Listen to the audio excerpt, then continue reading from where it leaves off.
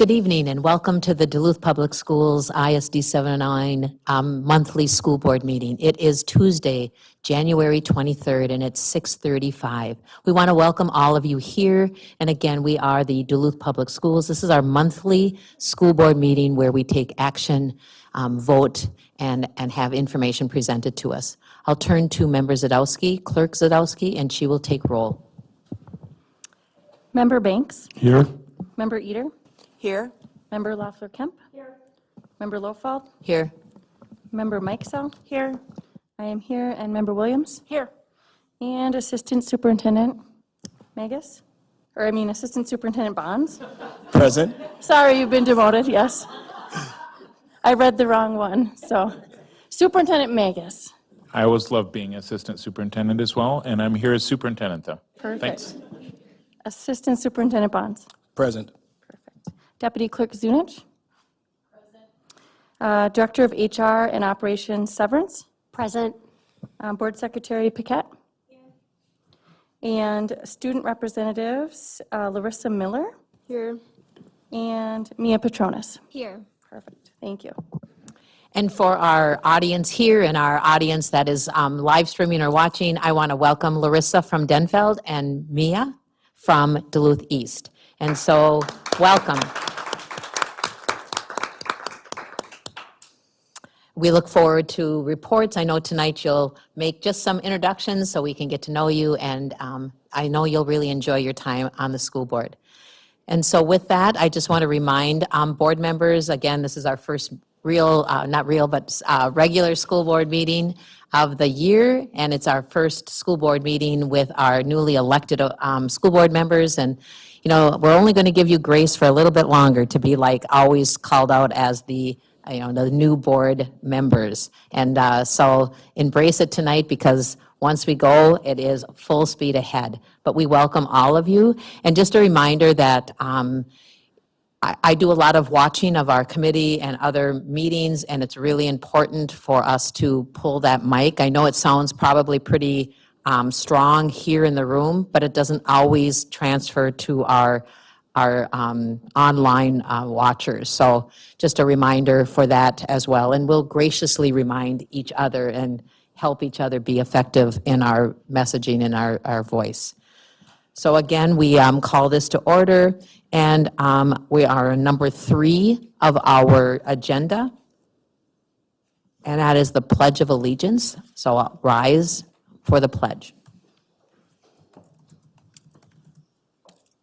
I pledge allegiance to the flag of the United States of America and to the republic for which it stands, one nation, under God, indivisible, with liberty and justice for all.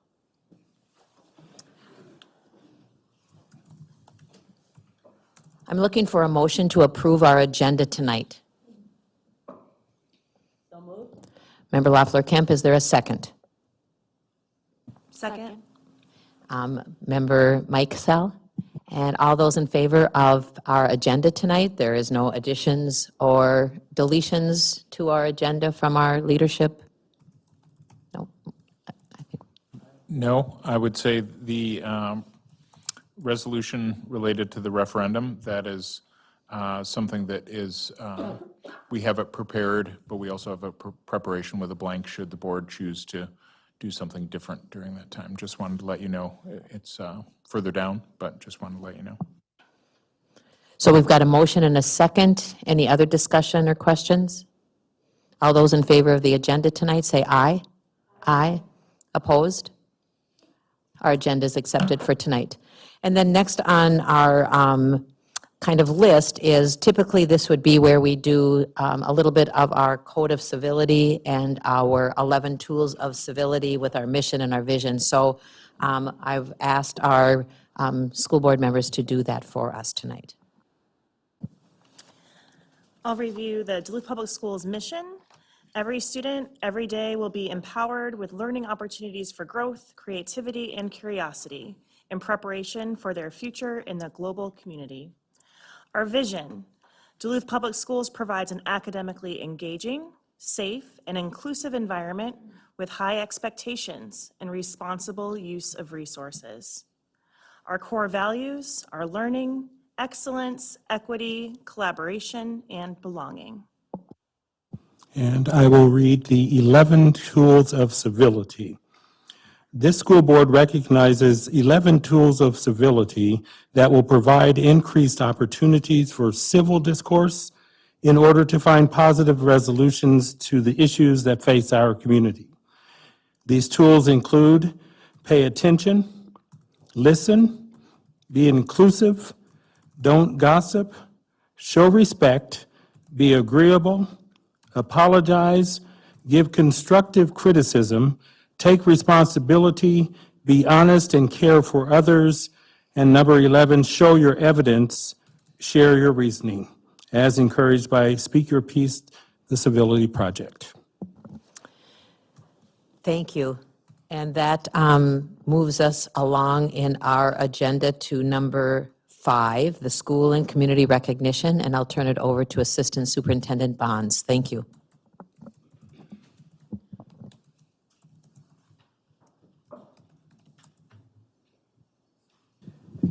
Thank you and good evening, everyone.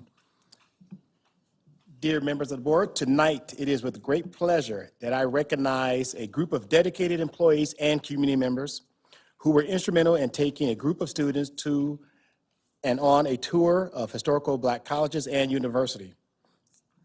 I would like to recognize the following people. If you're present, please come up.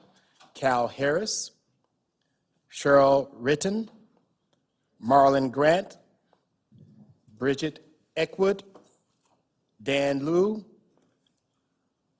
Member Williams, Lavinda Van, Veronica Ruprecht. Ruprecht. Valencia. Ruprecht. Because of these individuals, in October, they and a group of 16 teenagers embarked on a trip to visit and explore historical Black colleges and universities. The 8-day, 2,800-mile trip took them to 8 universities. They visited Fisk University, Lamont Owen College in Tennessee, Spelman College and Morehouse College in Georgia, Tuskegee University in Alabama, Alcorn State University and Tougaloo College in Mississippi, and Lincoln University in Missouri. These individuals are here and being recognized for, again, their dedication, for all of their efforts and work, so let's give them a round of applause. And board, And as you come up, I know there's individuals who would like to share a little bit about their experiences, so I'm sure was going to share something, as well as one of our students who participated. And maybe, we have 3 students who participated in the Historic Black Colleges and Universities, Larissa, Ruby, Monica, did I do it wrong? Hosanna, I knew that. I'm sorry, I get my names mixed up. Thank you for recognizing this trip. It was a milestone, and just to share with you a little bit, and now I'm getting goosebumps, of some of the things we experienced, and if you guys agree, raise your hand. So I thought one of them was, it was amazing to see Martin Luther King's home in Atlanta. That was, yeah, it was so just, we walked in history, we walked in the steps. And it was amazing to see Tougaloo College, where these college students over decades marched for freedom, fought for freedom, put their lives on the line. And so that was extremely moving. We saw the Tuskegee Marching Band. That was amazing. And I heard from students, and you guys, I would like to maybe ask you to just share a minute of what it meant to you. But I heard students say, wow, I never realized that the civil rights movement was so short of a time between now and then, that it was, and then just to be on a campus that does not look like Duluth. It looks more, I mean, I grew up in Chicago. When I moved to Duluth, I'm like, this isn't right. But to be, to be with people of all color, people, and striving and doing incredible, incredible things, that was really inspiring to me. So, do you want to say something? One thing? Get it, just quick. So Ruby? I'm Ruby. I would say that this experience was honestly like life-changing in a way. Being able to see history like firsthand, especially when it's about like other like Black people, it was really incredible. It was also very emotional, but it was definitely what like I needed, I think. And Okay, yeah, it was super great. Get close on. Yes. Sorry. Yeah, I thought that it was really interesting that most of the schools talked about like being great, not just good. And I thought it was important, especially since like we're both seniors and we're gonna be going to college soon, and that we should like strive to be better than just good, because I think here a lot of people are just like, oh, like as long as you graduate, it's good enough. But I think that we should be like better than that. Larissa? Yeah, I agree for everything that they've said so far. Personally, I think that it was really cool seeing the history for each college, because each college had its own story about how they got there and how it was built. I think that it was very engaging, especially Lemoyne. That one was really fun, and we got to like line dancing, learning their culture, and that's something that I will cherish. Yeah. You want to say something? Just really. I'll say something. Are you sure you're not going to say anything? So I really appreciated having the opportunity to chaperone. My son is not here, but he went on the trip as well. And so as a parent, just knowing that my son had the exposure to see these kinds of colleges, as a former student of Duluth Public Schools, I didn't know what HBCUs were until I was well out of college. And so I was really jealous of these students having this opportunity, and not just all the history that they talked about, but like being steeped in culture, and not just the culture of being in the South, but the camaraderie that we had with each other. I'm gonna just talk about the elephant in the room, that Duluth is a really white town. Don't know if you're aware of that. And so for us to all get on a bus together and to be together and to not be othered, like we could just be ourselves and be together, and then experience college life with people that look like us and talk like us and have the same kind of lived experiences that we have had. It was a really amazing experience, and I'm really glad that I got to know 16 students in a way that I otherwise would not have. So yeah, thank you, and thank you, Assistant Superintendent Bonds. This is the second time I've done that. First time was on television, I'm sorry.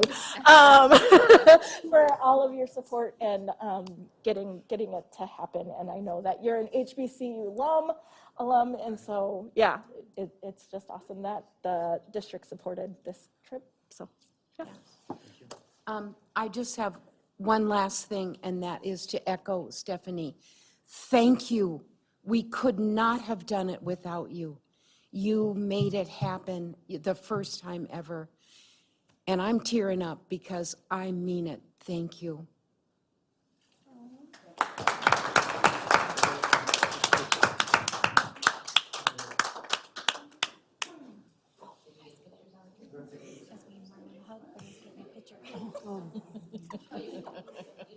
We're just going to shake their hands when you're done. Go and take a picture. We're not in the picture. Everybody ready?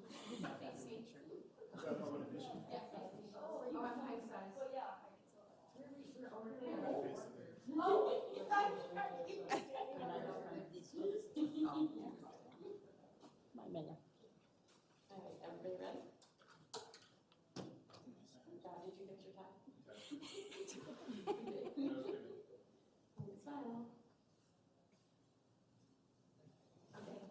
Thank you. Thank you. Then you get to go through the Hall of Fame stuff. What? Now? Yeah, we're just going to shake your hands. Okay.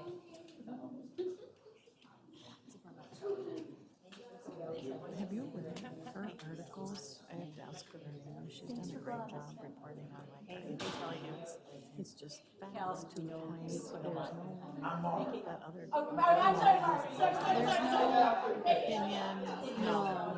And she does a great job. She gets at the point. So, yeah.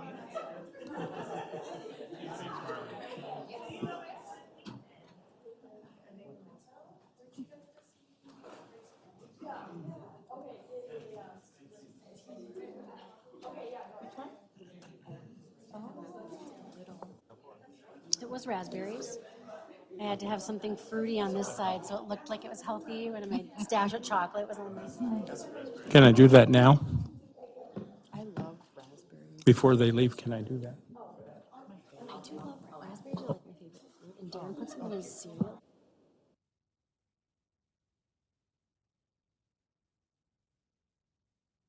Again, a lot like lots of things that happen at school board meetings and at all the other committee meetings. We always get, incredible stories and opportunities to see what's going on in our schools and who's leading and where they're going. And so that's just really a great opportunity. And so does board members want to share more or congratulate? Yeah, I Member just Banks. wanted to, thank you very much, I appreciate that. I just wanted to say to everyone who is here that was on the trip, I appreciate all of you, but I would like to say to our district, this could be a potential opportunity for expansion. We talk about we want to have diverse teachers and administrators, et cetera. This could become easily could become a recruitment opportunity for the district. So in the future, if this were to happen, I would love to see other district folks, say in HR and otherwise, be on this trip to make those relationships happen. Because there are people that live in the South that would love to live in this area, believe it or not. And so I think we need to look at that and pursue that and make this something that becomes not just a trip, but becomes not just a trip for our communities of color, but becomes an opportunity for our district to reach out and get outside the box with regard to recruitment of faculty and teachers and administration of color, again, that would probably want to move to this community, or at least consider it. So, thank you. Member Zadowski. I just wanted to say thank you to the young people who came to the meeting today and to share about your trip. I really appreciate that. I remember hearing the idea of this trip at an EAC meeting, an Educational Equity Alliance Committee meeting, maybe last year at some point. That was the first time I had heard about it, and it was just really cool to hear about all the updates and the fundraisers that happened to make it happen. And so just thank you to members of our community too who helped support this initiative, and I really hope we can see more of these trips moving forward. Member Williams. One thing I forgot to say is I want to acknowledge Hosanna and Ruby did a really good job talking about the trip on MLK Day, and they got to speak in front of all of Duluth at the rally, and so it was really cool. And yeah, and the resilience of our students. If you didn't hear about our bus breaking down on the way down there, it was a nightmare getting there, but it was worth it. And these kids are made from tough stock, so. Yeah, that's all I wanted to add. Assistant Superintendent Bonds. Thank you, and I appreciate the comments, Member Sadowski, because there were some other community partners who contributed to the trip. There were fundraisers that Mr. Harris put on that were successful, and then we did use ESSER dollars to help support the remaining funds, and so we are really proud of being able to support the trip in a significant way. So I just want to acknowledge that there were other partners who participated and supported. Assistant Superintendent Bonds, would it be appropriate if we welcomed another traveler, I believe, maybe, or not? I think she could get her certificate and just be recognized, or Ruby, or Of our other course. guests? Is that, was that a fellow traveler? Okay. You want to come on up? We just are finishing, yeah, we don't want to, and Ruby and crew, you can come up with her.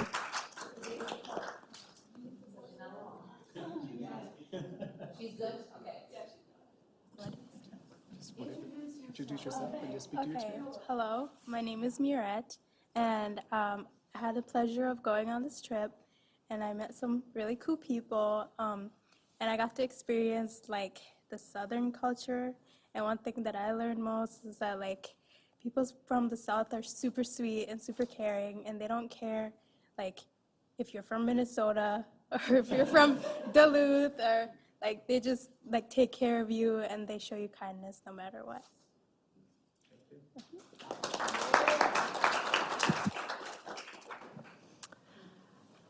We always will make room when you come to celebrate when we can as well. So thank you, and thanks for coming up, Merit. So that moves us to item on our agenda number 6. It's reading, communications, and petitions. I see none on our agenda, and that's supported by Executive Secretary Paquette. So that moves us on to number 7, the report of the superintendent. And there's 3 sections under that. A is the reports from our student school board reps. So this is where we'll meet them even further. Then we have the superintendent's report, and then I'll just review a schedule of meetings. Thank you again for attending.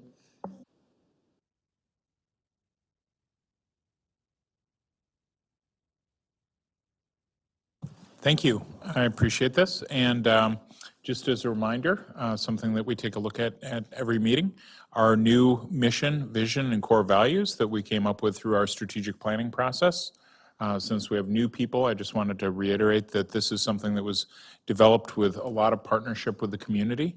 But we have our mission, which is every day, every student will be empowered with learning opportunities for growth, creativity, curiosity, and preparation for their future in a global community. And our vision is that Duluth Public Schools provides an academically engaging, safe, and inclusive environment with high expectations and responsible use of resources. And then we also worked on our core values, which our core values, I won't read them individually, the description, but our core values are learning, excellence, equity, collaboration, and belonging. And with our topics tonight, some things that I talk about. First of all, it'll be our student reports, then negotiations update, a referendum update, legislative advocacy update, and then some additional updates after that. But we have our 2 new student representatives, Representative Miller from Denfeld and Representative Petronas from East High School. Yes, I said Denfeld, sorry. For some reason, I thought I had said west, because sometimes I say east and west, but Denfeld. Anyway, who would like to go first?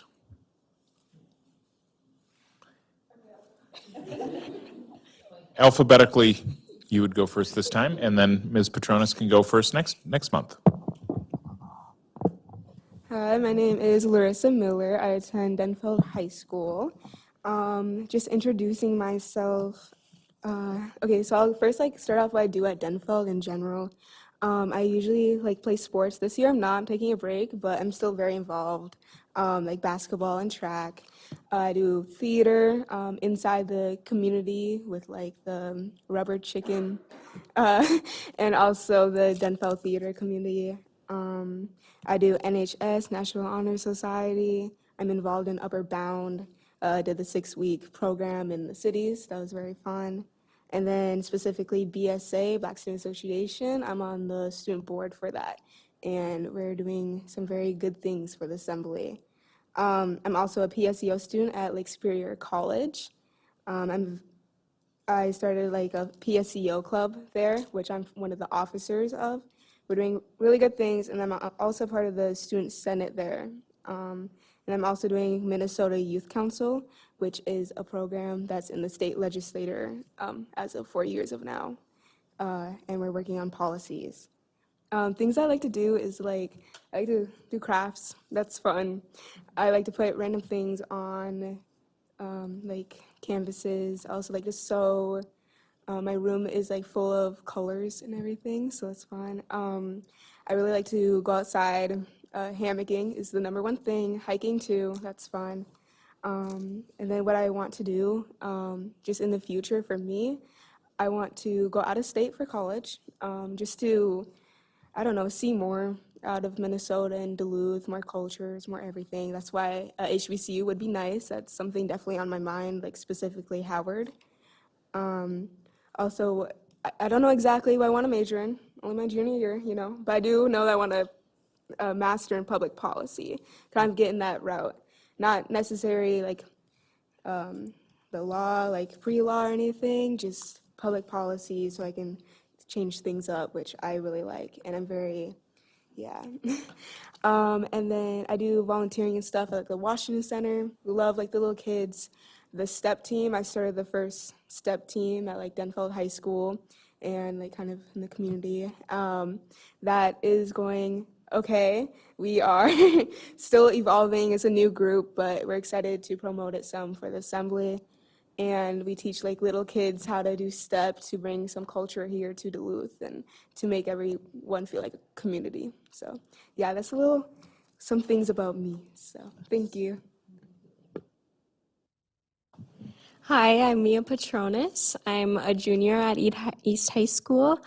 I'm involved in theater at East. I was recently in our production of Mean Girls and currently rehearsing for our one-act competition. I also do speech as well. Was lucky enough to go to state last year for that. Otherwise, I'm involved in other clubs at our school, student government and Hound Pack, and also a volunteer group called Youth in Action. And I think that's all. I'm really happy to be here. Thank you both so much. Very impressive, and we're very grateful to have you as student representatives on the board. It's very important that we remember who we serve. We are here to serve our students and our families and our staff, of course, but our students come first, and really having your perspectives here, both for sharing what happens at your schools, but also as we talk about different topics, it's important for you to be able to ask questions or give input, and it's very important for us to consider you as your perspectives are incredibly important to all of us. So with my updates, my first update is on negotiations, and the Duluth Federation of Teachers negotiations are well underway. We've met multiple times in the past 2 months, and we'll meet with our larger negotiations team on Thursday. We're hopeful that this continued progress will result in a new contract in the upcoming weeks. Referendum, the overview of the referendum, and some of this I had shared previously, but our November referendum vote totals, basically question one won, and question 2 was a no vote, but it lost by about 290 votes, so it was very, very close. We're deeply grateful for the community for recognizing the support and needs of our students. The rejection of that technology referendum, though, will lead to a significant limit on how quickly we can implement our planned improvements for classroom technology, student staff devices, and cybersecurity upgrades. We also have very significant replacement needs, as you heard in the past couple weeks, for our career and technical education resources, including in some cases 75-year-old equipment with no replacement cycle.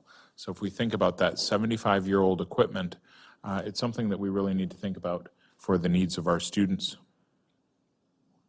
So we've shared information with the board and public in a variety of ways, including at the committee whole meetings that we held on January 9th and a following one on January 16th to ensure that everyone, board members and the public, are very well informed about our potential ask.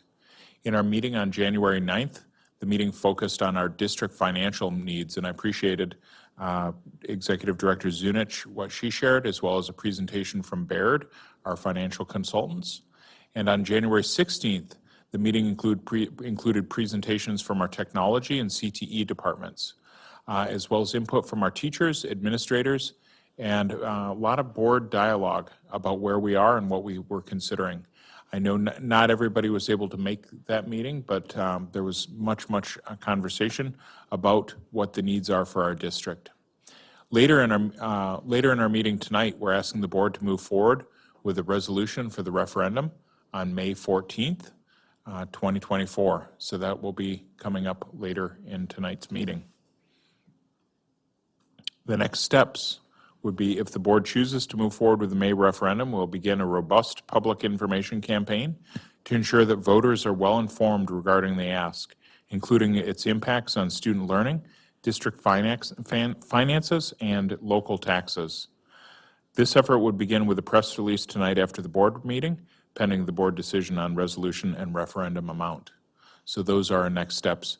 We really did work very hard to try and make sure that the public was very well informed last time, and I think it's important that we do even more work this time. I think that having one question rather than two will also lead to an easier opportunity for us to explain where we're at and what we're asking for. So this is something that we'll be working diligently on in the coming months. As far as legislative advocacy and the update there, administration and a group of two board representatives, Chair Lofold and Vice Chair Loeffler-Kemp, met with Jeff Anderson, our contracted lobbyist with the Costin Group, to begin a draft of our 2024 legislative platform.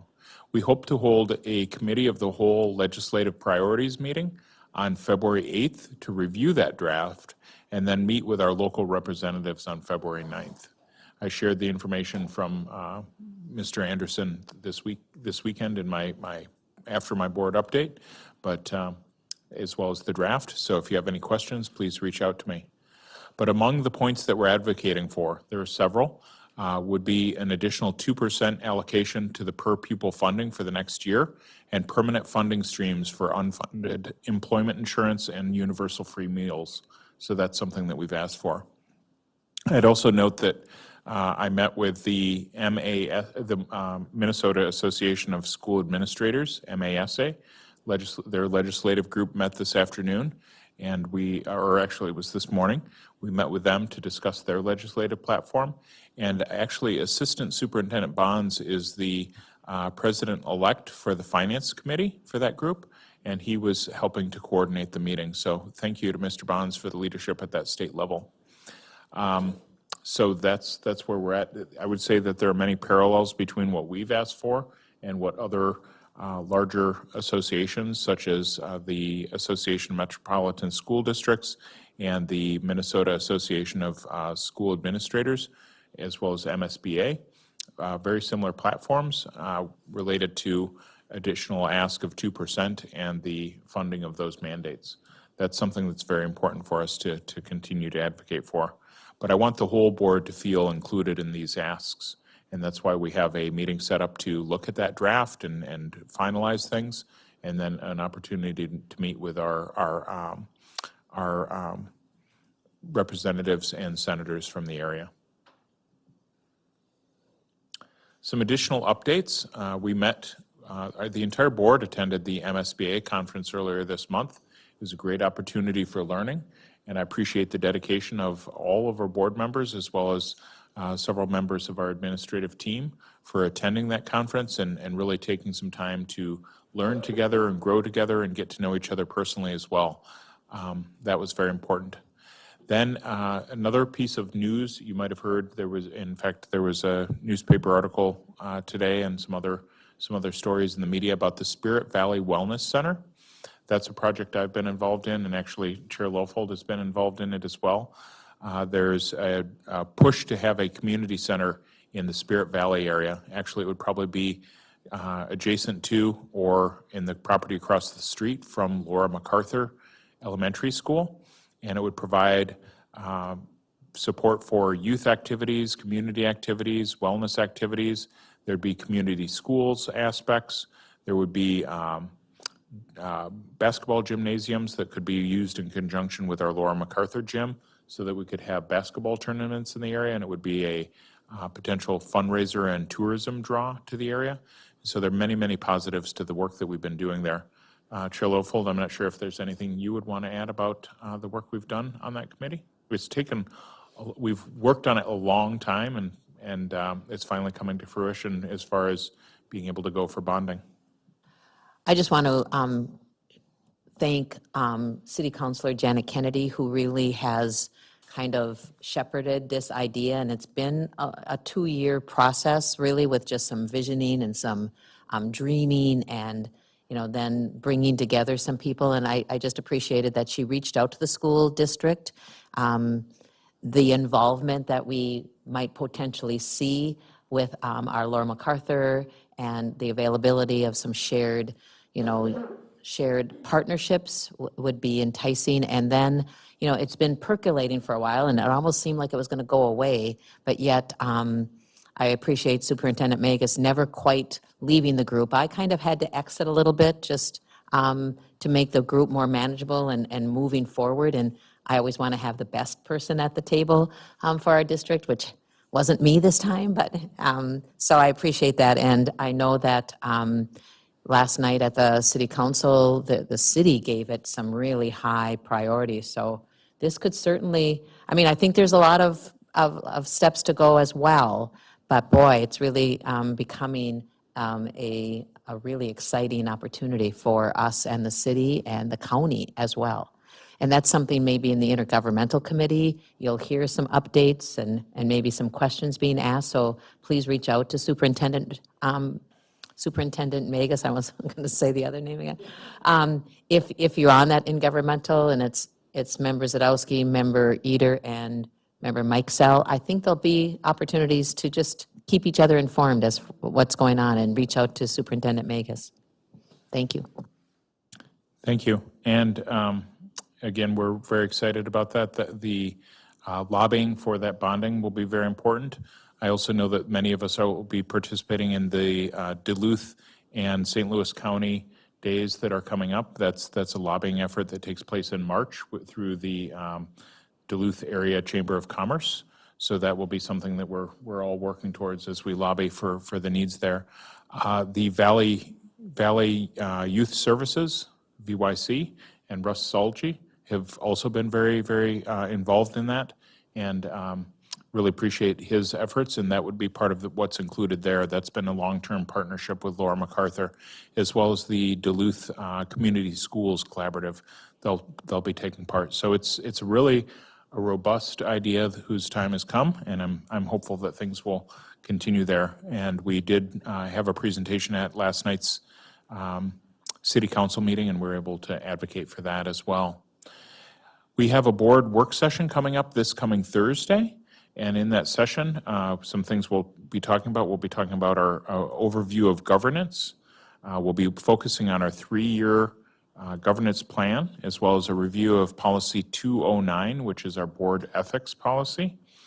Some conversation on our handbook, discussing when my mid-year superintendent evaluation might be, and also thinking about different aspects of the board work together. So that will be taking place on Thursday.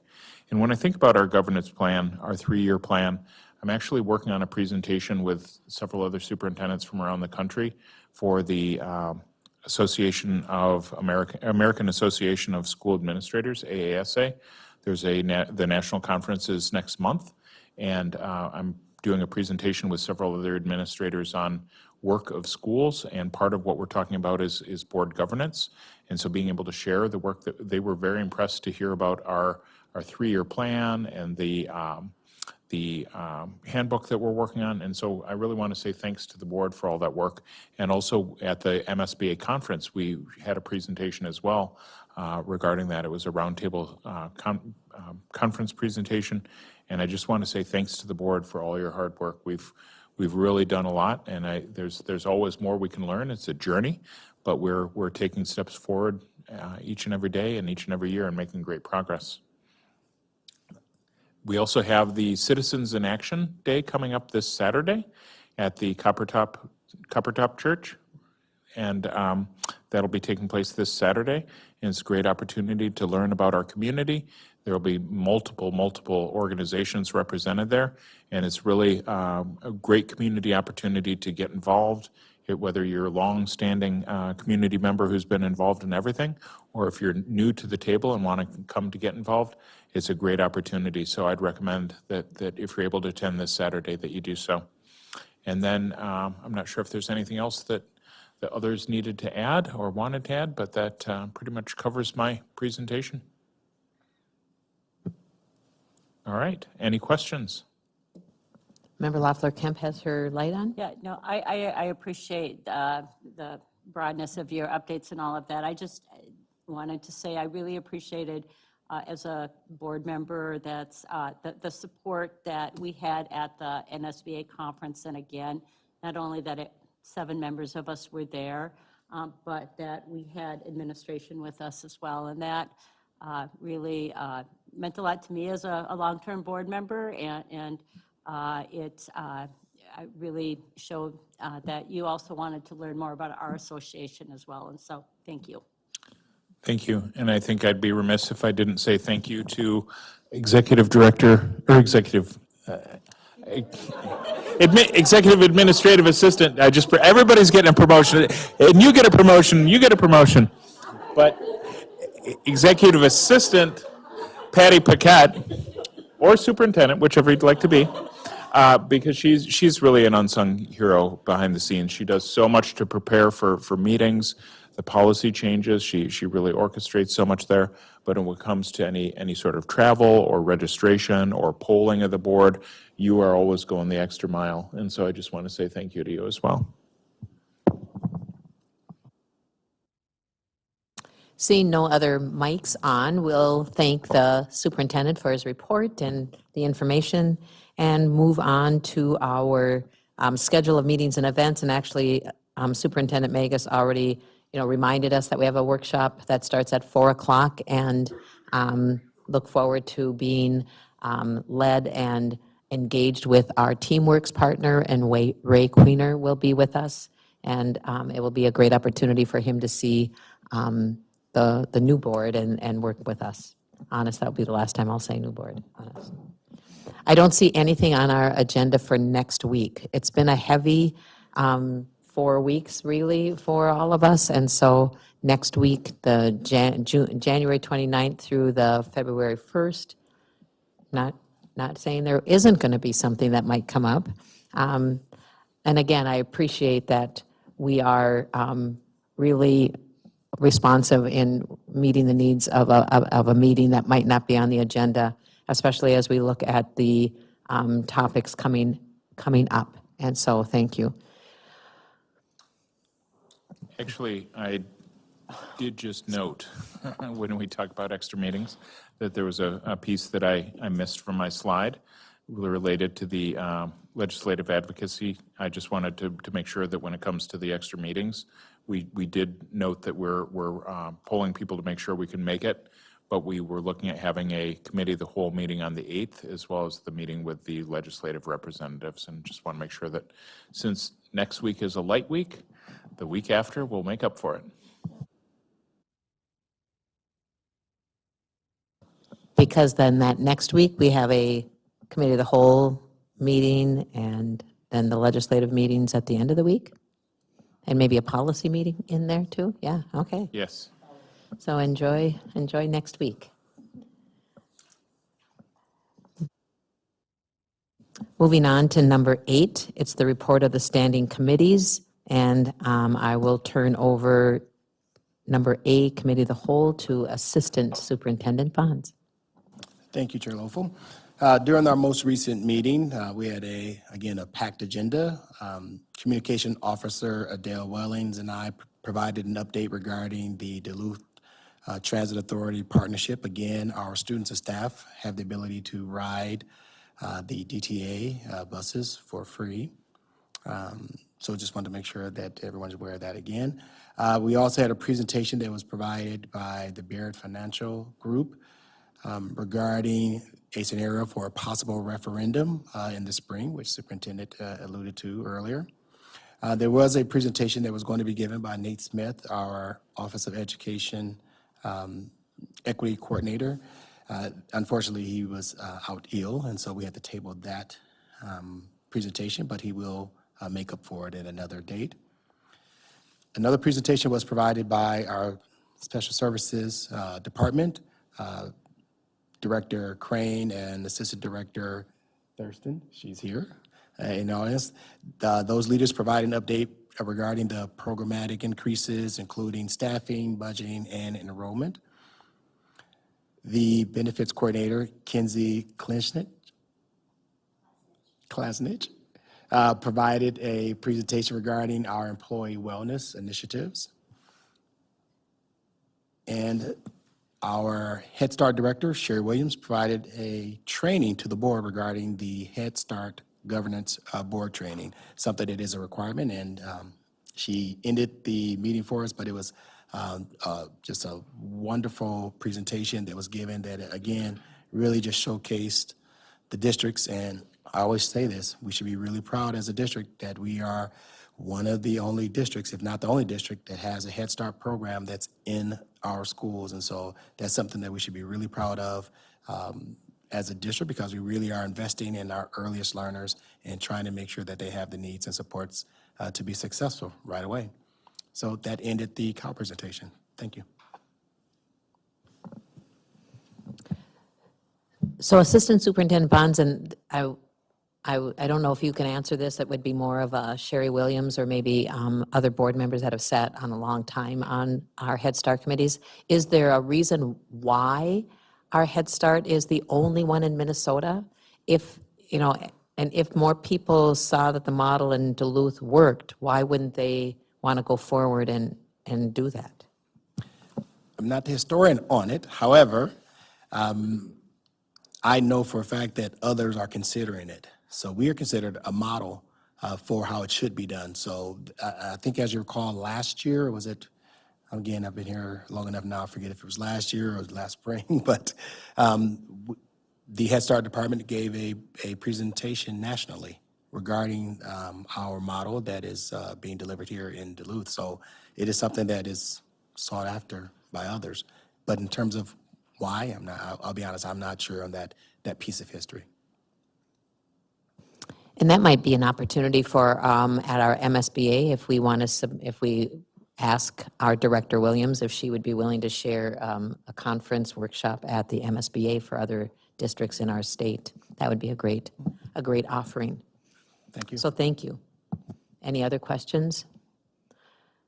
Again, I'd be remiss if I didn't remind, just because it is the first of the year meetings, that our committee of the whole meetings are really, really rich with information and opportunity for questions from us to clarify and deepen our understanding of everything going on. And Assistant Superintendent Bonds and I really feel it's probably, you know, I wouldn't say that any meeting is more important than any other meeting, but it really is a highlight to hear the presenters that we do. So we encourage our student reps to attend our committee of the whole meeting. It's always the first Tuesday of the month, and I can do some updates and some emails to you, or I can ask Executive Secretary Paquette to do that so that you're aware, but you can come and listen and learn from that meeting. So moving on, we're going to 8B. It's our HR and Business Services, and I turn it over to the chair of that committee, Board Member Eder. Thank you. We had our HR Business Services Committee meeting on January 16th. We had no guest presentations for that meeting, but we started the meeting and welcomed our new members to the meeting, to the committee, Member Sadowski and Member Banks. It was great to have them, and then we said a farewell and a thank you to Members Kirby and Members Oswald, who are no longer on the committee. We started out with our departmental reports with our Human Resources report. We continue to see this trend where we see generally more hires than retirements or resignations, and that's a great place for our district to be in, where we're bringing more people into the district than are leaving the district.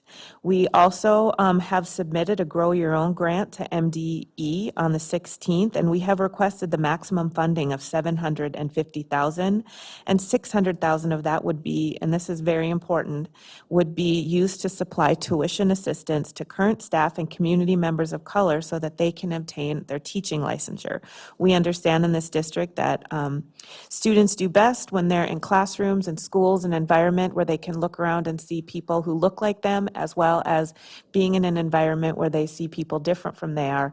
But we want to make sure our students are in the best environments so that they can learn to their greatest potential. So we are very proud of submitting that Grow Your Own grant, and the important part about it is direct assistance so that we can get current staff and community members into school to get those very important skills to come back into our Duluth Public Schools and serve our students. Also great news, our human resource staff is getting geared up for our 2024-2025 staffing season, and we are already looking to what staffing levels are going to look like next year. So our human resources have been meeting with our principals in February to look at what sorts of certified staffing needs we're going to need for the next year. As schools change their needs and as the populations change, we like to be plastic and movable and make sure that we're serving the students that show up in our schools. We're also, which is very exciting, looking at posting our summer school positions. Those were posted on the 11th. We have a total of 74 of those positions, so apply to the Duluth Public Schools and come serve our kids in the summer. Our human resources staff will attend the Hermantown Chamber of Commerce Fair and then various other places so that we can attract great people to come in and serve our students.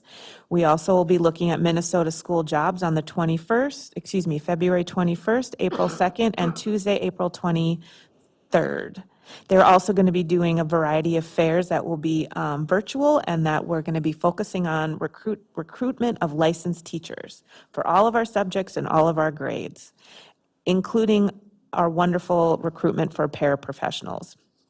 We have moved over to some electronic timesheets finally, so our whole district will be on electronic timesheets. Yay, human resources. Great job on that. Our benefits updates, the benefit department is hosting a Calm Challenge in the month of January so that we make sure that our employees can find some time for themselves in our new year, concentrating on making sure our employees can concentrate on their own mental and physical health so that when they show up in our classrooms, they can be there 100% for our students. Employees who sign up, they must complete 100 mindful minutes and they can enter to win a prize. That's pretty exciting. Prizes are always fun. The next retirement session will be hosted on the 17th, or we hosted it on the 17th from 4 to 5 at the DSC building, and this is for any employees considering retiring in the coming years. We are also going to have an employee wellness fair that will come in the spring. And finally, on to contract negotiations. We have our integration specialist contract will be sent to the board for approval later this month. We are still in active negotiations with our Education Directors Association and the DFT, as Superintendent Magus commented on earlier, or Assistant Superintendent Magus. Maybe you can clear that up for me. It's always important to have a succession plan, and so. Right, exactly. Thank you, Superintendent Bonds. The clerical unit has decided to wait for the teachers to settle before negotiating, and the district-wide Instructional Administrative Association has not yet requested to negotiate, and our pairs have already settled. Correct? All right. Woohoo. Okay. I would call up Executive Director Zunich to come up and talk a little bit about our new enrollment report. We've had some work on that, so it seems to be a little bit easier and more accessible to our community when they look at it. Yes, thank you. I approached Committee Chair Dirk Eater this fall and said that the enrollment report that we were presenting was very busy. It looked busy and I felt complicated, and I like simple math. So we do send a great 3-page report to our principals and administrators every month. And as I approached our Mars coordinator, Kayla Carroll, I said, why don't we send the same report to our school board? So that's what we did. And I think it's much easier for everyone to read. It's by site, by grade, by month. It shows year to date. So I hope everyone likes it, and let me know if you don't.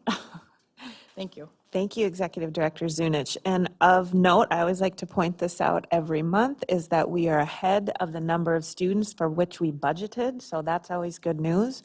And then just to counter any narrative, students aren't leaving our district, students are coming back to our district, as evidenced by the last couple of years of enrollment growth. So we're very excited about that.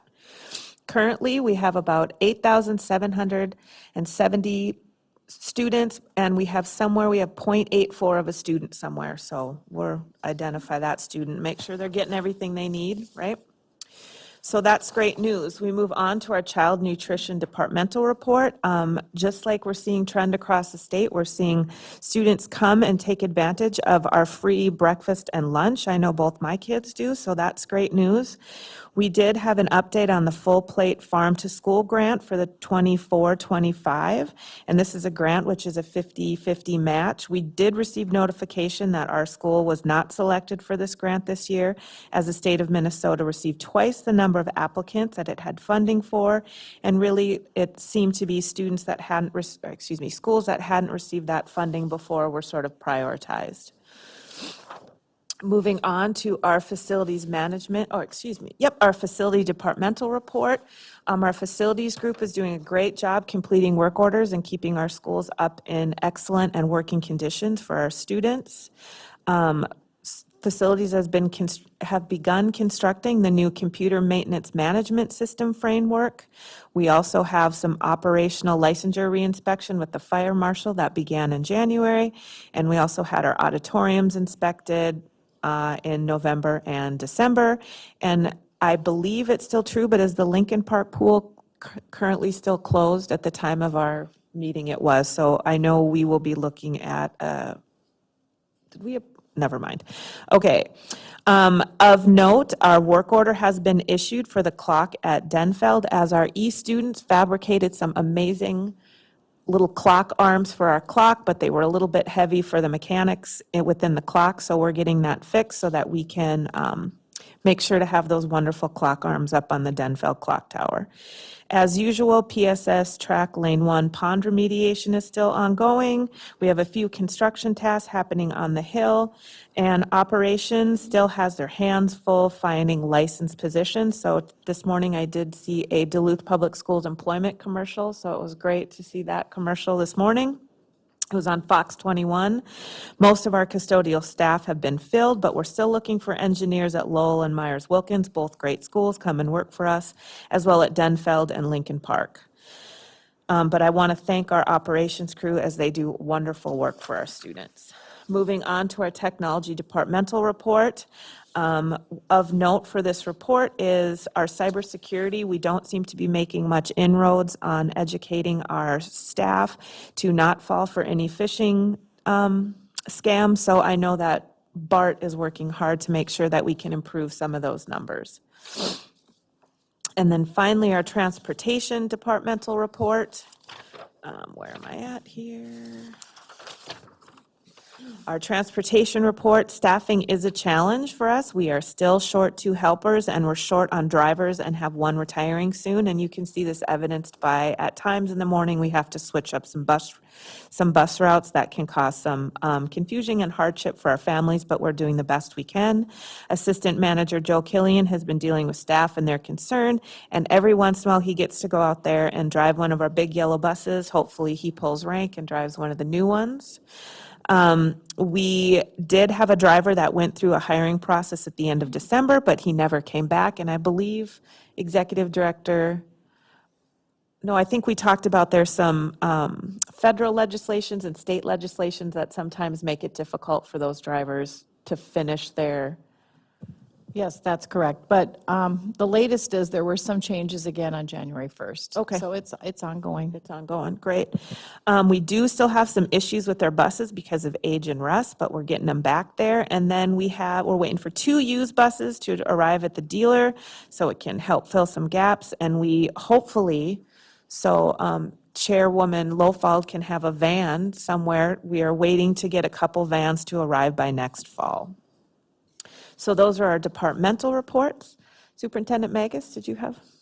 Yes, just an update since our last meeting. The 2 used buses have arrived. Yay, in the bus barn. But the vans are like not going to happen, you know, according to our HR finance director's Zunich, that somehow they're delayed, and so we won't even see them next fall. Wah, wah. That's good. We can continue to seek resolution to the van situation. And we will, I've had 2 conversations today about vans already, and this is the 3rd, and we will continue to strive to get vans. We just want to save the district a little bit of money, because regardless of whether we have vans, the activities that we support that would be taking vans are taking buses. So, you know, and that's a comfortable ride for the most part, a little cold, but, you know, it's, you know, I would like to see maintain our budget, but needless to say, our golf teams, tennis teams, one-act plays, speech will be in buses. All right, so now we're moving on to recommended resolutions. We have 4 recommended resolutions coming out of the HR Services Committee, and we also have quite a bit of information on our consent agenda, including our HR staffing report, our financial report, an escrow agreement refunding certificates of participation that has to do with our our question 1 referendum passing. We also have no fundraisers. We have some bids, RFPs, and quotes, and one bid, 1321, is for a commercial pool renovation for our Lincoln Park pool. We also have an engineer services for our transportation building addition to add an addition onto our bus barn so that we can house some of our heavier equipment that has to do with snow removal and some other stuff. We had no contracts, change orders, or leases, and then just some miscellaneous information that doesn't require any action by the full board, but you can find that information on the consent agenda. And that concludes our HR Business Services meeting. Any questions? Yeah, and as we work through our agendas, questions pertaining to HR business are really appreciated. If we have any questions for our leaders in HR, Executive Director Severance, and our Executive Finance, Zunich, if you have questions, they're here and they can help, or Member Eater can, but this would be the time to try to ask a question. And then if you don't, and if it's on the consent agenda, you could pull it off there, but we'd rather have conversation and discussion now. But Member Loeffler-Kemp. Yeah, not a question as much as maybe a thank you for the department reports, and particularly this month, I want to call out Bart Smith and your report. When we were at the statewide school board conference, we went to a couple different sessions on cybersecurity and heard lots of stories. And why I think the supporting technology is even more important is just how much was said about the investment that we make kind of at the front end in cybersecurity and protections and training our staff and things like that. And you're doing an excellent job, and we just need to, it was kind of scary, some of the stories that are going on out there. And so I just, want to raise up what we're doing and say we need to keep investing in it, even more so for a district our size. So thank you for the great report. Yes, we appreciate Bart very much. In that same realm, as long as we're working and communicating with Bart, the phishing emails and the whole project that our district is doing to try to continue educating and informing, and then training with our little phishing video that you get once you tap into that email.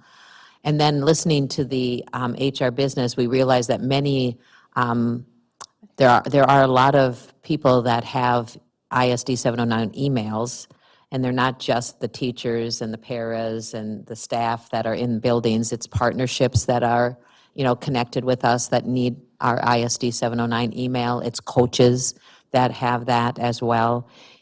And I wonder if there isn't an opportunity then to do even more with the phishing.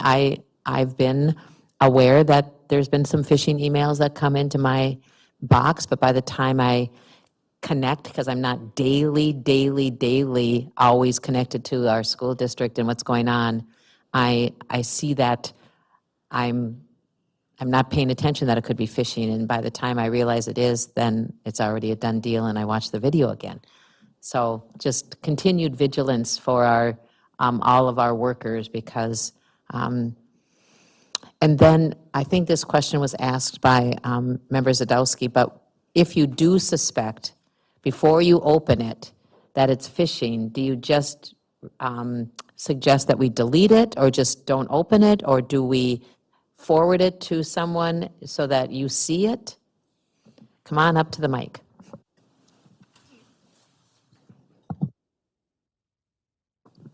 Thank you. That's a good question. You have the option to delete the emails. You have the option to report it as phishing right in Google. There's a little drop down. You can report it as phishing or spam on that. And that's the best way to do it, is just report it as a phishing or spam email, because then Google will identify other emails like that. So it learns by that on there. And if you're in doubt of any email, verify the sender. Call them, not by any numbers on the emails or send it back to those, emails, but call directly. If you get something from the superintendent, definitely, if this seems a little weird, you'd want to just call and verify. So again, it comes into your in your email, and if you click on it to open it, you're already done?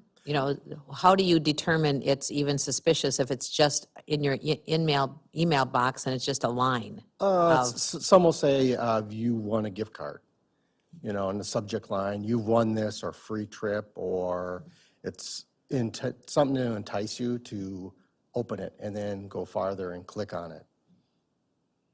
When you say go farther and click on it, that means you open it when it's just, okay. You open it to view it, and then it's and say, hey, click here to claim your. And that's the click that we shouldn't do when you open it. Correct. That says you've won it, click here. Correct. That opening is still, you're not opening yourself to phishing. You've opened it, it says click here for something, or some more information. Right, and once you click on that, it could be a phishing or it could be ransomware that takes over your computer, encrypts your hard drive. That's how attacks happen. So, But you're spot on. I know what you're asking now. Like right now, I'm looking at emails. I can open up the email, but once I see that it's a gift card or I just won something, if I click on that, now I potentially have been phished. But just opening it up to see what it is, in terms of no. right, yeah, to view the email itself is not causing any danger. Correct. But some emails you can recognize by the subject line or the sender. You can just see that, this is weird, I don't recognize this, as being from MDE. And scammers are pretty tricky. Even I've had to say, hey, Bart, this looks suspicious. Is this legit? Yeah. And you'll say, yeah, And send it up, because they're pretty tricky. And sometimes it's even legitimate stuff. There was one today, and we were like, is this legitimate or not? And we recognized that, yes, legitimate. It's a legitimate email, so we went ahead and moved forward with it. But even sometimes I'm questioning, like, should I open this or should I not open this? And anything that you can find on our website, spammers and people are creating phishing emails off of that as well. One of the things I've recognized, and I don't know if other board members have, is that there is an increasing amount of ads sent to us as school board members from all kinds of companies and organizations. And I seem to feel like in the last year that has increased from all of these different companies selling us curriculum, or, selling us cybersecurity, or, asking us, like different associations that want us to attend their seminar on something. And I don't know, I'm not suspecting those are phishing, but I'm just suspecting, like, as a school district, why are we as school board members, why are our school emails kind of out there in all of these different organizations? Is it because we attend things that are, or how do we control that or understand that? It's the stuff we have on our website. So they look for leaderships, people who can make decisions, who have authority over districts. So they just look on our website. School board members can make a decision or influence a decision to, buy this product or go to this. And some of those events are actually fishing. I think you had one a couple years ago you asked about, and it's like, hey, it was awarding, leadership. And it was, it was a whole scam, to get you to go to a conference, pay the registration. I'm just going to get that, conference fee or whatever. So they're always coming up with new ways. Seeing no other lights, thank you. Thanks, Bart. And so we're going to go to our last standing committee report, and it's Policy Committee, and it's Board Chair Loeffler Kemp. Great, thank you. We met on Tuesday, January 9th, and we too spent some time welcoming our new committee folks, Member Michaelsell and Member Williams, and we did a little bit of a kind of training update, kind of process kinds of things that we will continue to do as well. And I really look forward to them being a part of this committee.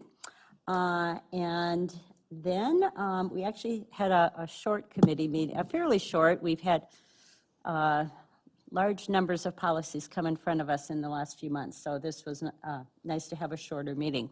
But the first policy, we did not have any policies for the first reading. We do have a policy for second reading, and it's policy 606, textbooks and instructional materials, and this is to replace policies 6030, 6035, and 6040. And just a reminder too, all of the agenda items are going to be on our consent agenda. And I generally, for new board members, will just read the purpose of the policy, knowing that, again, there's much more to this policy. But so this policy, again, the purpose of this policy is to provide direction for selection of textbooks and instructional materials. And we had a number of different presentations on this from the committee that looked at this and helped revise it, the staff committee. And the only change really in the second reading, and Patty, just help us make sure we got this correct, was on the section 5B, formal request for reconsideration of a textbook or other instructional resources.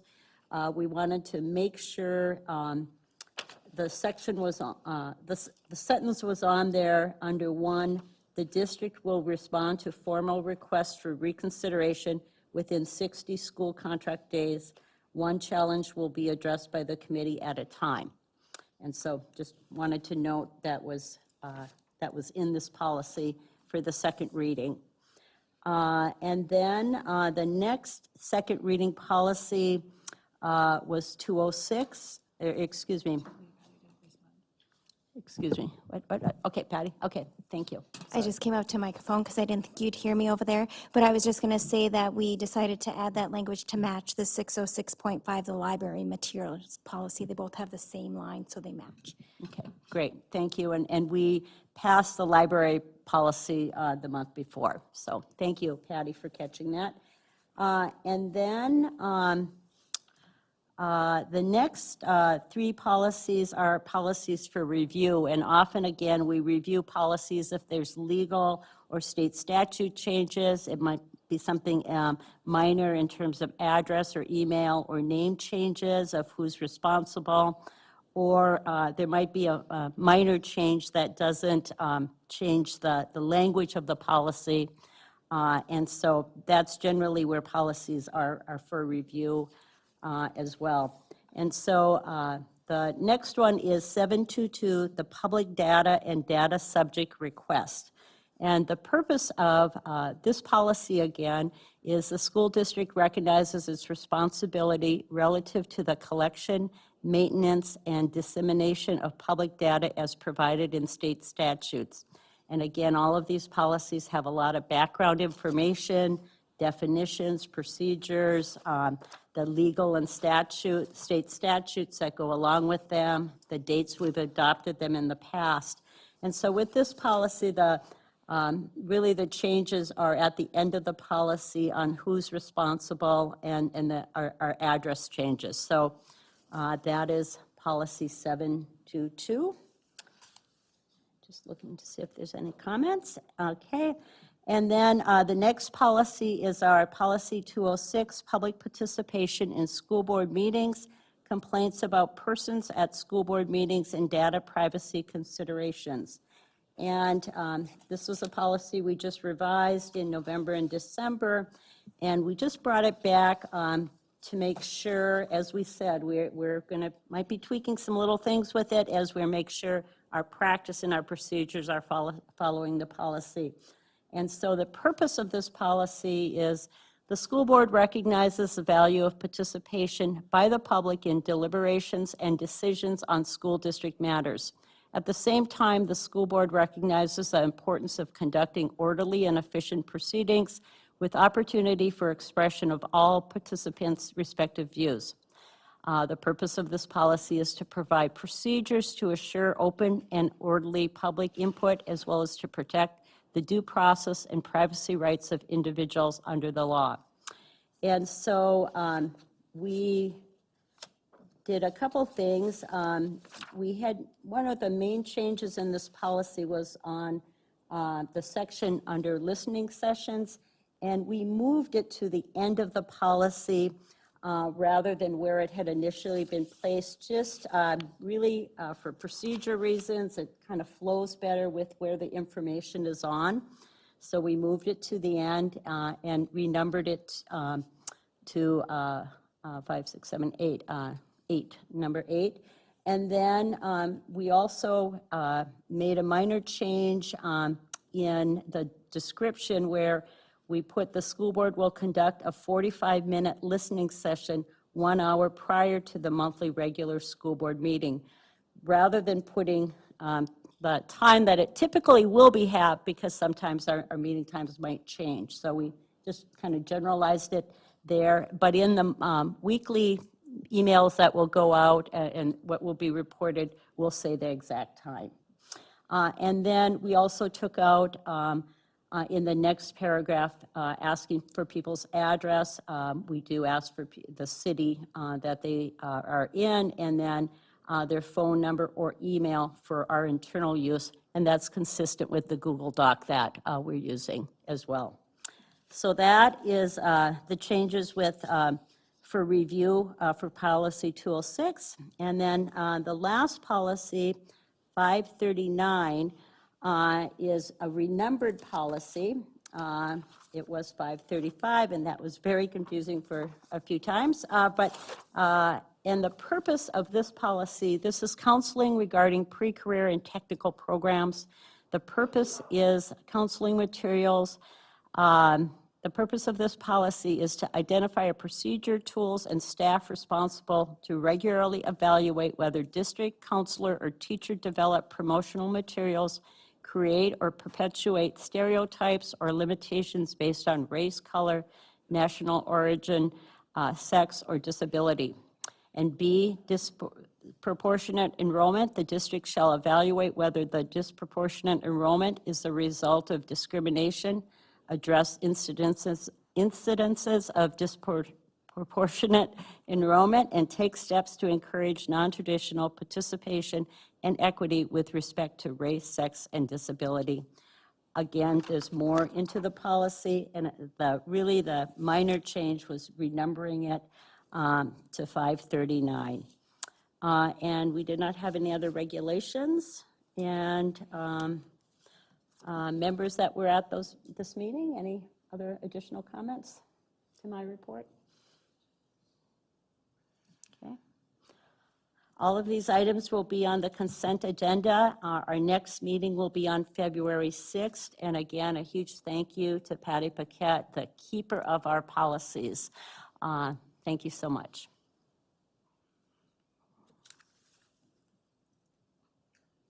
I don't see any lights on, so that brings us to just a thank you too for committee reports. They're really important and it's really great.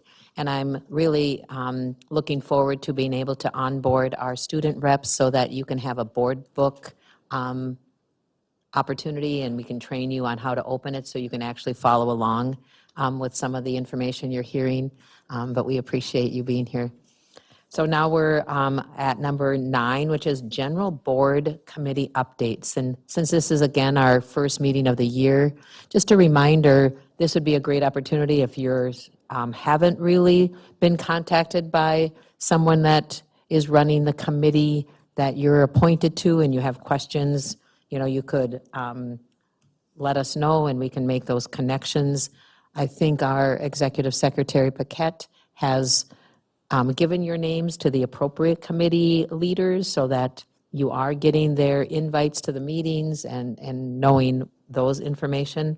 And just a reminder too that as a board chair, I can attend a meeting if you cannot, whether that's a policy or an HR finance, I'm more than willing to attend. Or if it's something like the Parks and Rec or the intergovernmental, I certainly can do that as well. Just a reminder that our list of who's on what committees are on our school board page. But right now, the link to our committees isn't working on our Duluth School Board page. The little red tab, when you press on it, doesn't open it to the committees, just for a note. Anybody have a meeting that they went to that you want to share some updates or some information that you found?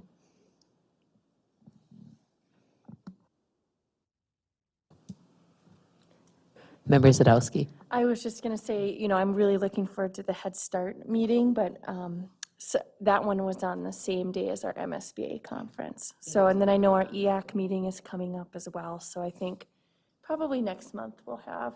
And then I was going to ask members Eder and myself if they've heard anything about intergovernmental. I haven't. So I will, maybe I'll send an email out and include both of you and try to get the ball rolling. I'll just share, and I think I've shared this with Member Zadowski, that I have reached out to the intergovernmental and Commissioner Ashley Grimm, and it's really on their end, on the commissioner's end, and also just getting connections to the city council. Member Grimm was given permission by County Commissioner McDonald, who was appointed to the intergovernmental, but because our intergovernmental has become so effective, thank you for your continued work on that, and it's pretty centered on Duluth, and Commissioner McDonald is on the Iron Range, so he graciously gave the opportunity to be on the intergovernmental back to Commissioner Grimm. So I think she's aware of who's on our committee and is working to connect all the dots for the next. And I think that her next move was to connect with all of you to give a Google poll to see what days of the week would be better. I think they have been meeting.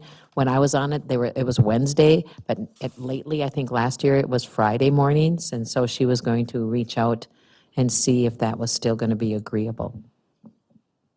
Member Loeffler-Kemp. Yeah, I was just going to mention the first week in January, Member Lofold and I serve on the Quality Steering Committee, which is the Labor Management Committee. It's a 3-hour meeting with administration, with principals, with teachers from across the district. And so we had our first meeting of the year. So that's another opportunity where school board members and administration work with our unions to have conversation around a number of different topics and brainstorm and move forward on different things. So it's one of the committees board members can serve on. And then I also serve on the Duluth Public Schools Endowment Fund, and I just like to highlight it because this month and last month we board members go out to our schools and we talk for 5 or 10 minutes at a staff meeting and promote to all staff how they can write a grant for $500 to $5,000. And this endowment fund that's supported by the Duluth Superior Community Foundation. This fund itself gives about $35,000 to our teachers or to our schools for different creative projects. And then for new board members, we approved that in May as the grants process works its way through. So March 1st is when the grants are in, and then a separate committee of often retired teachers or some current teachers will review it, and then it'll come in front of the board. But this past year, again, $35,000 was distributed to schools all across the city, elementary, middle schools, ALC.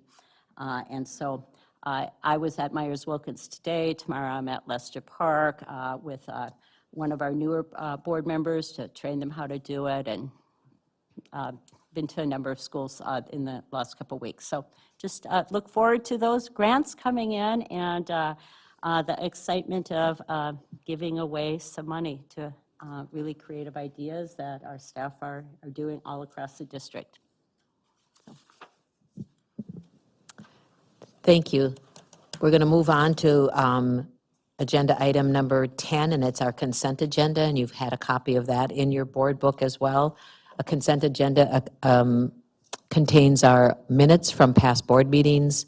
It has approval of action items that are underneath the committee reports you just saw, so human resources, finance, contract changes, diploma requests, field trip requests.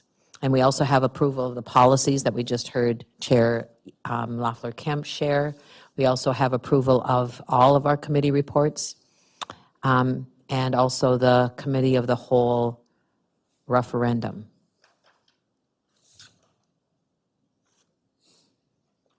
What referendum is that? That's number 2 on consent under D, the very last thing. Patty's coming up. It was just when you had your special meeting, a special call meeting where you discussed referendum. It's just, I put it on the consent agenda to approve I that gotcha. meeting. I gotcha. Okay. So it's just, okay, I got you. It was, okay. It's not the referendum, it's just the meeting we had on the referendum. So I'm looking for a motion to approve the consent agenda. So moved. Member Zadowski, is there a second? Second. Member Eder, all those in favor of accepting the consent agenda? Or first I'll say, is there any discussion?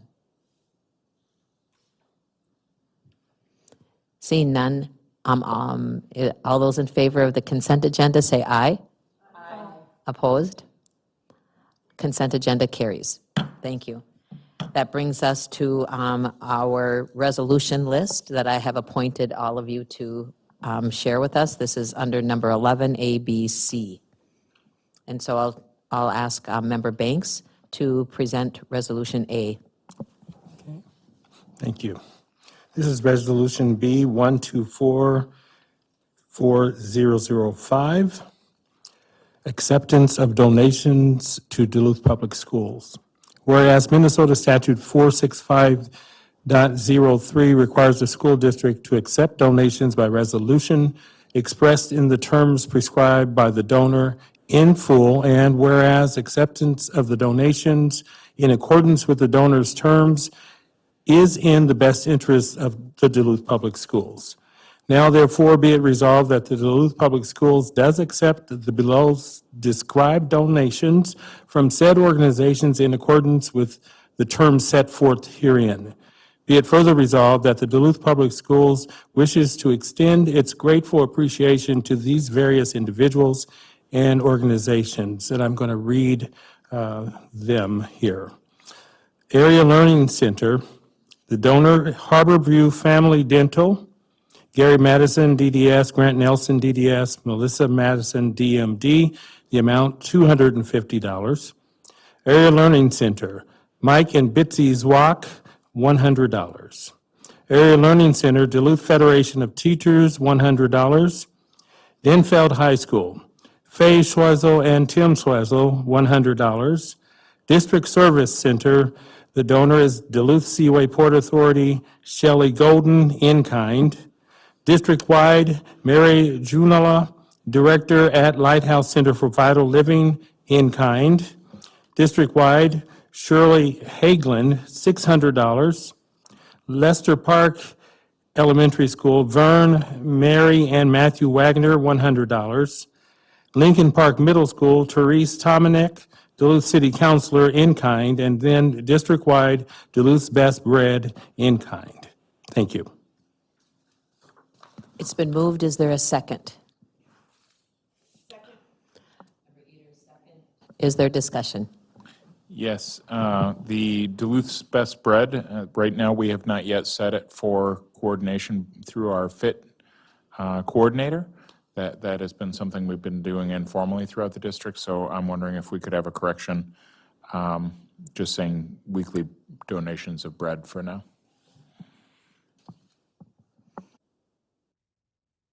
We'll accept that.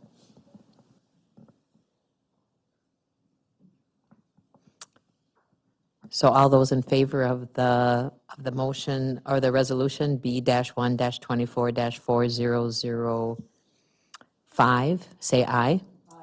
Opposed? Motion carries. Our next resolution, member Mike Sell.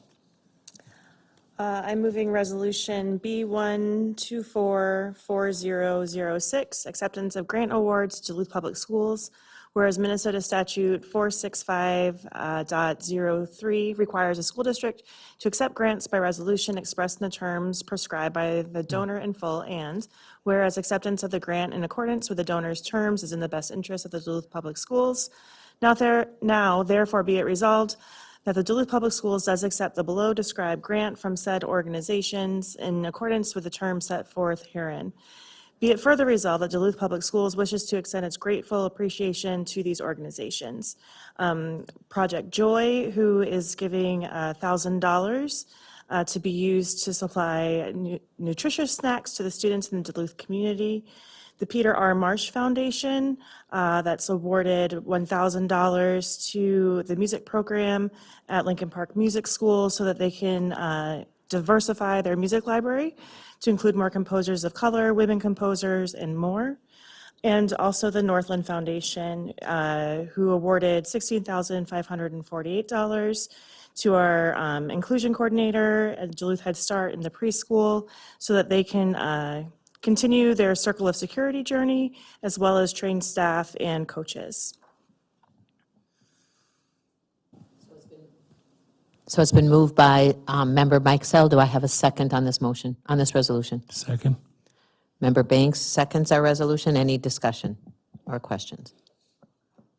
Seeing none, all those in favor of resolution B-1-24-4006, say aye. Aye. Opposed? Resolution carries. Moving on to 11C, resolution for Member Loeffler Kemp. Okay, I move resolution B-1-24-4007. It's a very long resolution. I'm just going to read the first paragraph.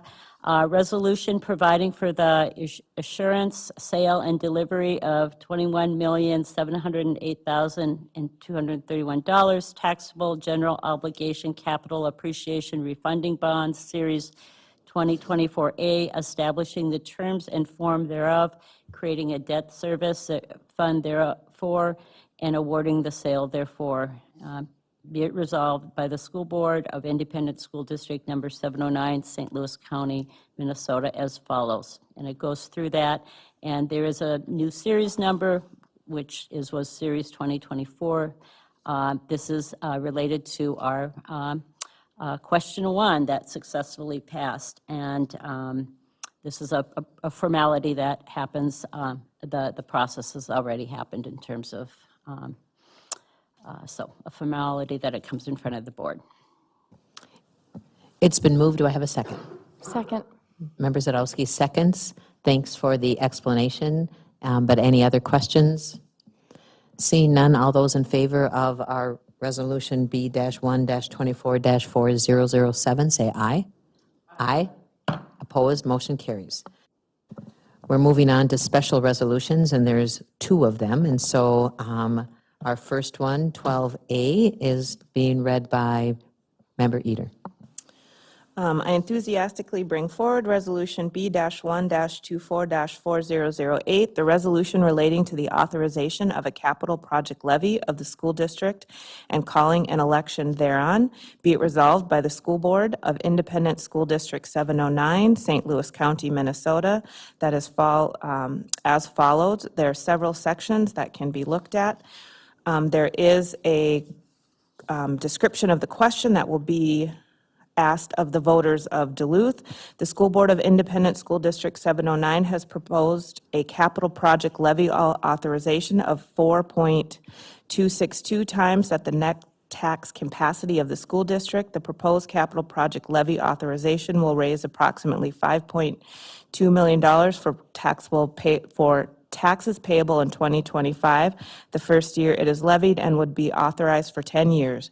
The estimated total cost of the projects to be funded over that time period is approximately $52 million. The additional revenue from that proposed capital project levy authorization will provide funds for the acquisition, installation, replacement, support, and maintenance of software licenses, computers, improved technology equipment, networks, infrastructure, and the cost of technology-related personnel and training.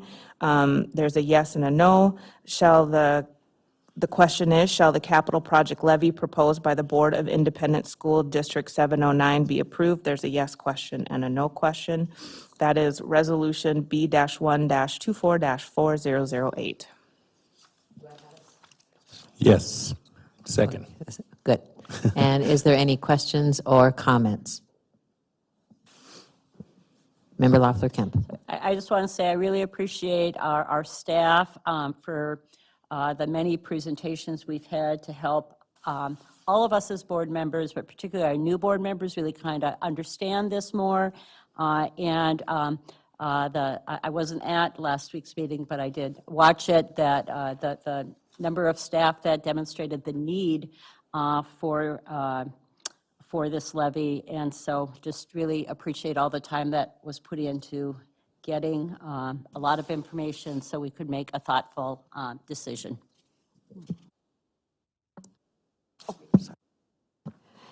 And I think Member Loeffler Camp kind of summarized what maybe all of us have thought, that, you know, by attending the meetings and reading the other documents and coming to the board meeting tonight ready, knowing that, I mean, I do want you to have a question if you have a question, but I don't want our community to think that we haven't had a lot of questions and a lot of information. So, Member Banks. Yeah, I just wanted to say that I believe, as a board member, this is vitally important for our children, but for our entire school district, and will set us up for obviously wonderful things in the future. And I wholeheartedly support this and believe it's the right thing to do. Thank you. Thank you, thank you, thank you. Member Zadowski. Well said, Member Banks and Member Loeffler Kemp. Yep, just really, really well said. This is really important for our students and our teachers and all of our staff, and we're going to work really hard to try to get this done.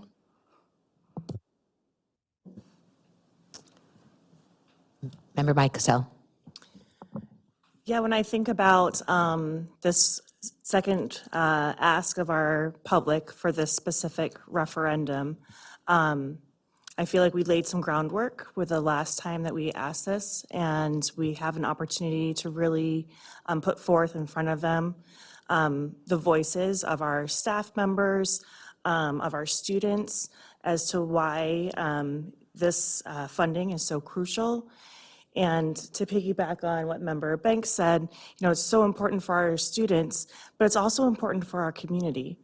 This is an investment that we will be putting forth so that when we're all old and gray, the people who are kids now are going to be so equipped to handle the challenges that will come that we can't even imagine what they are yet, because the technology changes so fast. They will be equipped, whether it's they're able to go to college and pursue degrees, whether they go into the trades, ready to go right out of high school. This money is so important, and I thank the community for making that decision and going to the ballot box.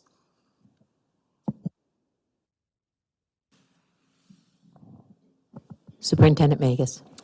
I just want to thank the board members and thank the others who came to present for all the time that was put in. I really appreciate the comments that were made thus far, and I think they reflect on how we feel as well. And to Member Sadowski's point, there's a long road ahead. We want to make sure that we do everything humanly possible to make sure that people are well informed, and it's going to require everybody getting behind it and lifting really hard to make sure that people understand the intent, the purpose, and the need that we have as a school district. And I thank those people who are to support, and I thank all of you for the work yet to be done in advance. I'm very, very appreciative. Seeing no other discussion, we are ready for a vote on our resolution B-1-24-4008. All those in favor of the resolution, say aye. Aye. Opposed? Our motion carries. Thank you. I was just kind of looking at you because you looked like, oh, okay. I thought maybe I had already asked for the vote, but so that means that we are at number 12B. It's a resolution that Member Zadowski will read into the record. Yep, I'm going to move resolution HR-1-24-4013. It's the employment of a school board member by the district. Whereas the school board members below are or will be employed by the Duluth Public Schools during their service as a board member. And whereas Minnesota Statute 123B.195, board members' right to employment, requires that the member receive a majority approval by the school board to be initially employed or to continue in employment at a meeting at which all board members are present. And whereas Minnesota Statute 123B.195, board members' right to employment states that the employment relationship will not exceed $20,000 in a fiscal year, excluding compensation for being a school board member. Be it resolved that the school board authorize the employment of the following school board members as listed, not to exceed $20,000 in a fiscal year. And that's Board Member Jill Lofald for July 2023 to December 2024. I'm going to ask for a roll call vote since it's got to be a majority. And Member Williams. Yes. Member Banks. Yes. Member Eder. Yes. Member Loeffler Kemp. Yes. Member Lofald. abstain. Member Mike Sell. Yes. And I vote yes. So resolution HR-1-24-4013 passes. That brings us to number 13, questions or other?